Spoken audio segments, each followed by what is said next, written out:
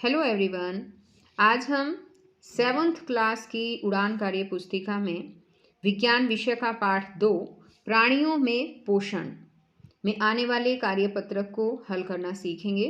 सभी बच्चे वीडियो को शुरू से लेकर अंत तक पूरी देखें और अगर आप अभी तक चैनल पर नए हैं तो चैनल को सब्सक्राइब भी कर लें और साथ में दिए बेल आइकन को जरूर प्रेस कर लें। तो देखिए, एक बार शुरुआत करते हैं। यहाँ पर हमारा पहला कार्यपत्रक है। अध्यापक छात्र छात्राओं को चित्र कुत्ता, मेंढक, मनुष्य, तितली दिखाकर प्रश्न पूछता है।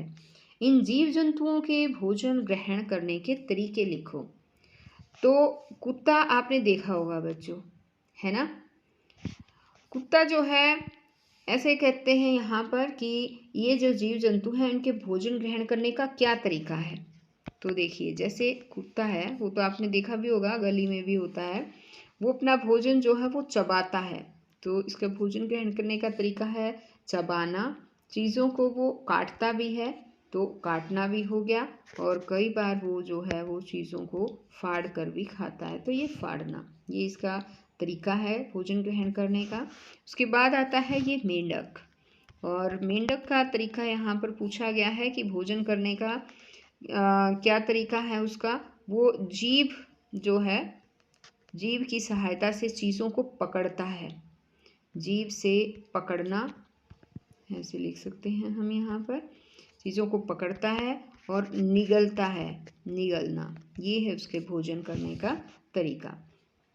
अब आगे है मनुष्य। मनुष्य कैसे करता है ये तो आपको पता भी है ना। देखते भी हैं हम कैसे भोजन करते हैं। हम चबाते हैं खाने को, तो यहाँ पर चबाना आ जाएगा, और हम निगलते भी हैं, निगलना और चबाना आ जाएगा। अब इसी तरह से आगे यहाँ पर है तितली, और तितली जो है वो क्या करती है। तितली जो है वो फूलों का रस चूसती है ना। उसको चूषण बोलते हैं, और फूलों का जो है मकरंद है उसको चूसती है। तो ये इस तरह से तितली जो है वो भोजन ग्रहण करने का तरीका उसका चूषण होगा। अब आगे जो है यहाँ कार्यपत्रक 3 दिया है, पोषण विधियों की पूर्व समझ की जांच। यहाँ देखो, जीवों में पोषण, जीव जंतुओं में पोषण कैसे होता है। तो उसके यहाँ पर 2 तरीके, 2 बताए गए हैं, 2 भाग हैं। पहला जो है यहाँ पर देखिए डैश डैश दिया है ना, इसने यहाँ लिखा नहीं है कुछ भी, उसका उदाहरण दे दिया है हरे पौधे। तो पहला जो होता है वो होता है स्वपोषण। यहाँ पर स्वपोषण आएगा, स्वपोषण।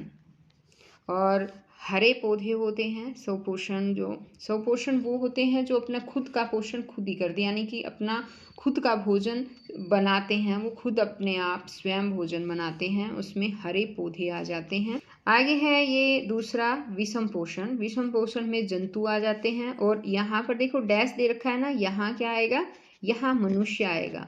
मनुष्य जो है वो विषम पोषण, विषम पोषित है, वो अपना भोजन जो है वो अपने भोजन के लिए पौधे और जंतुओं पर निर्भर रहता है। तो इसमें ये आ जाता है मनुष्य। अब ये जो विषम पोषण है इसको 3 भागों में डिवाइड किया गया है। यहाँ पर देखो, ये जो 3 भाग दिए गए हैं, इसमें एक तो यहाँ उदाहरण लाइकेन का दे रखा है, तो इसमें जो एक यहाँ पर आना है वो है सहजीवी। ये 3 भागों में बांटा गया है। एक सहजीवी है, एक ये मृत जीवी है, और तीसरा यहाँ पर देखिए ये जो दे रखा है ना, ये इसमें आ जाएगा परजीवी। एक है ये परजीवी, यहाँ परजीवी आना है। ठीक है, ऊपर करके एक बार अच्छे से दिखा देती हूँ मैं आपको। यहाँ पर देखो, अब यहाँ पर ये जो हिस्सा है विषम पोषण का 3 भागों में बांटा गया है। यहाँ है सहजीवी, ये सहजीवी हैं। उदाहरण दे रखा है लाइकेन।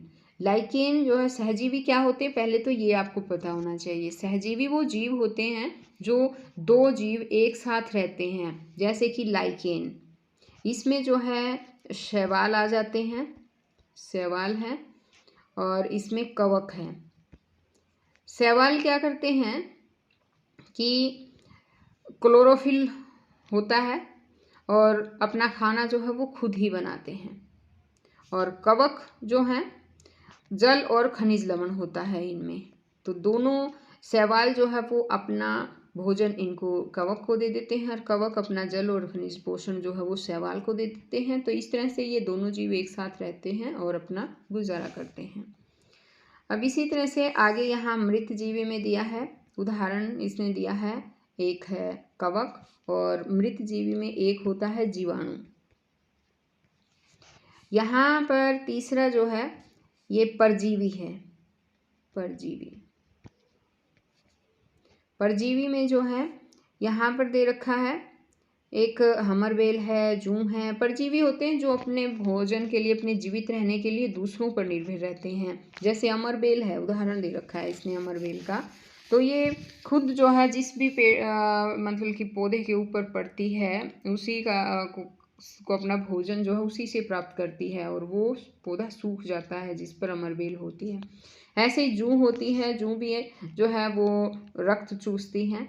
और इसी तरह से खटमल लिख सकते हैं हम यहाँ, एक खटमल है, जैसे कि ये जो मच्छर होते हैं वो भी दूसरों का रक्त चूसते हैं, परजीवी में आ जाते हैं। आगे यहाँ पर इसने दिया है कार्यपत्रक 3 और इसमें कहा है मानव के पाचन अंग यानी कि पाचन तंत्र। मानव के पाचन अंग के बारे में हम अब यहाँ पर जानेंगे। इसने कहा जैसा कि आपने छठी में भोजन के विभिन्न पोषक तत्वों के स्रोत एवं उपयोग सीखे हैं, उसी क्रम में अब हम सीखते हैं कि भोजन पचता कैसे है। वह प्रक्रम जिसमें भोजन के अधिकतर पोषक तत्वों को हमारा शरीर ऐसे सरल तत्वों में बदल देता है जिनका उपयोग शरीर कर सके, पाचन कहलाता है। भोजन के पचने की क्रिया जिन अंगों में होती है उन्हें हम पाचन अंग या पाचन तंत्र कहते हैं। तो समझ में आया क्या बच्चों कि ये यहाँ पर ये कहना चाहता है कि भोजन के अधिकतर जो पोषक तत्व होते हैं उसे हमारा शरीर जो है वो ऐसे सरल तत्वों में बदल देता है जिसका उपयोग शरीर कर सके और वो पाचन कहलाता है। भोजन के जो पचने की क्रिया है, जिन अंगों में वो क्रिया होती है उन्हीं अंगों को ही पाचन अंग या फिर पाचन तंत्र कहते हैं। अब इसने आगे कहा है कि आओ मानव पाचन तंत्र के विभिन्न अंगों को पहचान कर उनके नाम दिए गए शब्दों से बॉक्स में लिखें व लाइन लगाकर प्रदर्शित भी करें। अब यहाँ पर देखो आहार नाल दे रखा है, आमाशय, मुख, ये अक्षुदांत्र दे रखा है, यकृत, मलाशय, बृहदांत्र, मुख, गुहिका और गुदा। तो अब यहाँ पर ये सभी हमें लिखने हैं। ये देखिए एक बार जो भी ये जगह दे रखी है इसमें हमें ये नाम जो है यहाँ पर लिखने हैं। तो इसका जो पार्ट होता है सबसे पहले ये मुख होता है, मुख लिखेंगे हम इसमें। उसके बाद जो ये पार्ट है ये है यकृत, ये यहाँ पर आ जाती है वृदांत्र,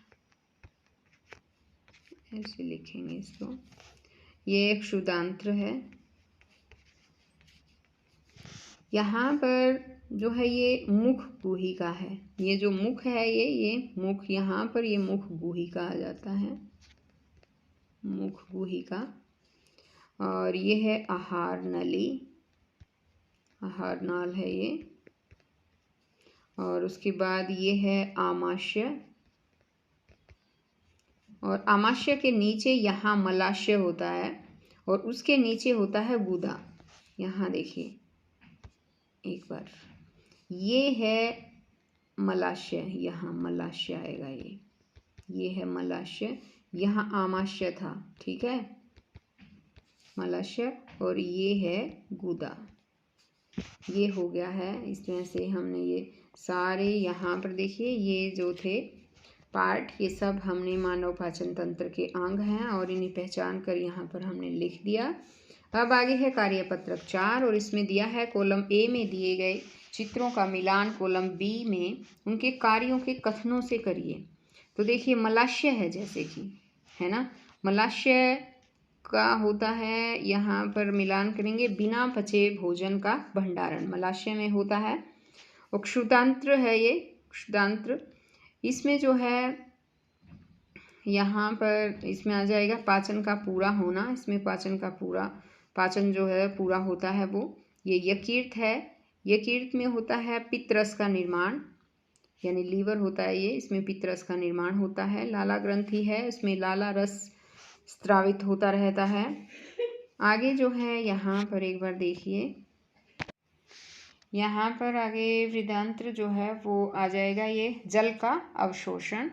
और आमाशय जो है, आमाशय में होता है अमल का निर्मोचन। तो ये इस तरह से हमने मिलान कर दिए हैं।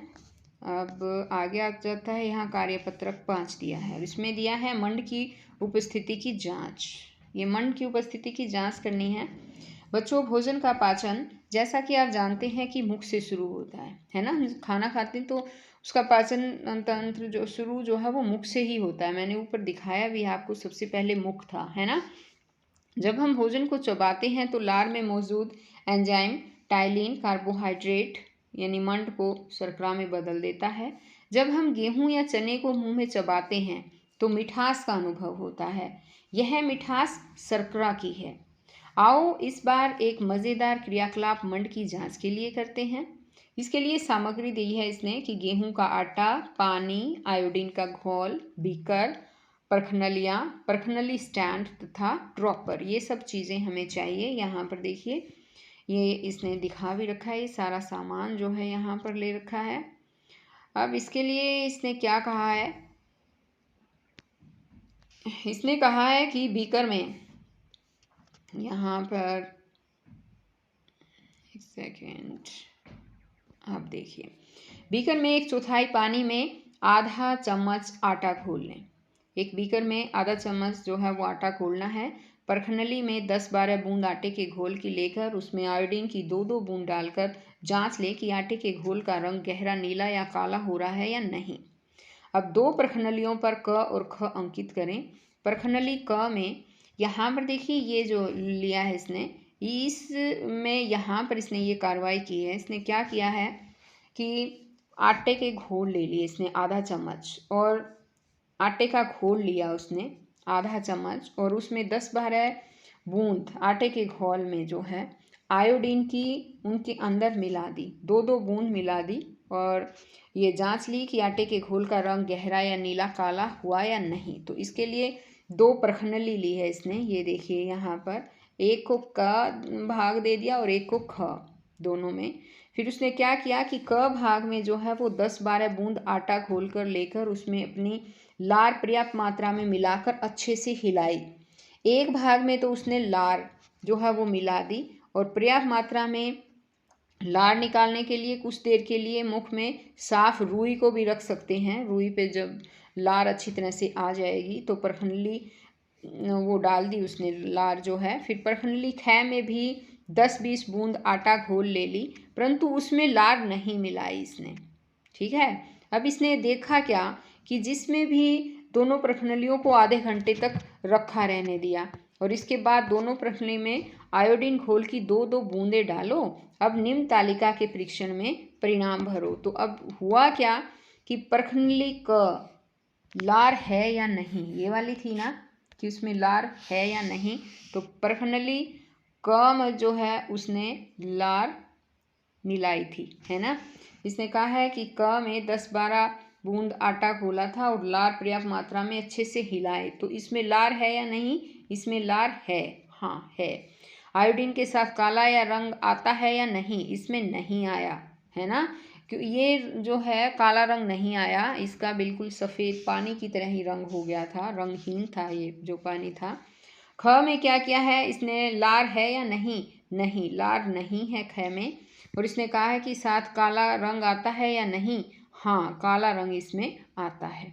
तो ये बात समझ में आई बच्चों आपको, जब इसने इस तरह से 2 जो है वो चम्मच, एक आधा चम्मच घोल का लिया था, और परखलनी में 10-12 आटे की घोल को लेकर उसमें 2-2 बूंदें आयोडीन की मिलाई थी, और आटे के घोल का रंग जो है गहरा नीला और काला हो गया था।